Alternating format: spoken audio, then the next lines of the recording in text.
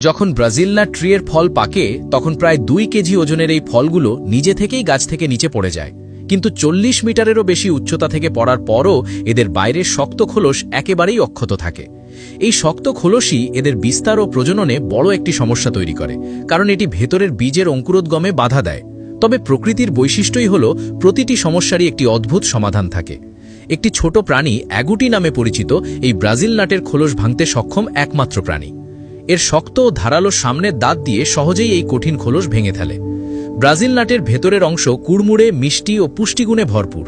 এতে প্রচুর ভিটামিন, খনিজ ও প্রোটিন থাকে। এমনকি এর প্রোটিনের পরিমাণ গরুর মাংসের তুলনায় প্রায় 5 গুণ বেশি হতে পারে। অ্যামাজন রেন ফরেস্টের জঙ্গলে এই সুস্বাদু খাবার মূলত অ্যাগুটিই খেতে পারে। তবে অ্যাগুটি স্বভাবগতভাবে ভীতু এবং খুব বেশি সামাজিক নয়। ব্রাজিল নাট পাকার আগে এটি প্রায় অন্য প্রাণীদের ফেলে যাওয়া খাবারের উপর নির্ভর করে। ব্রাজিল নাট বছরে শুধুমাত্র সেপ্টেম্বর থেকে ফেব্রুয়ারির মধ্যে পাকে, তাই অ্যাগুটি বাকি সময়ের জন্য খাবার জমা করে রাখে।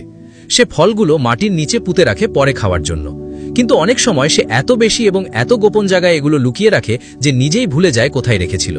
এই ছোট ভুলটাই ব্রাজিল নাট গাছের জন্য আশীর্বাদ হয়ে দাঁড়ায়। অ্যামাজনের উর্বর মাটিতে সেই ভুলে যাওয়া বীজ কয়েক মাস পর অঙ্কুরিত হয়ে নতুন গাছে পরিণত হয়।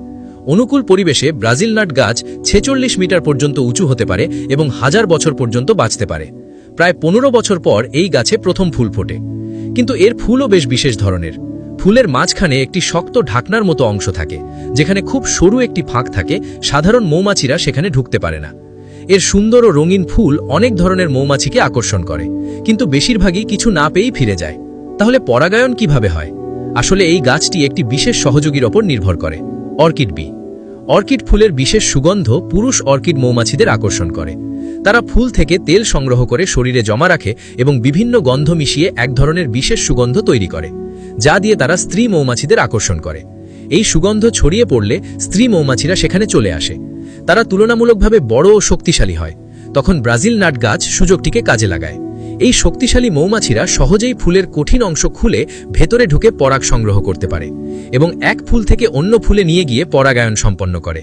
এইভাবে নানা চ্যালেঞ্জ পেরিয়ে ব্রাজিল নাট গাছের পরাগায়ন সম্পন্ন হয়। পরাগায়নের পর ফল সম্পূর্ণ পেকে পড়তে 15 থেকে 18 মাস সময় লাগে।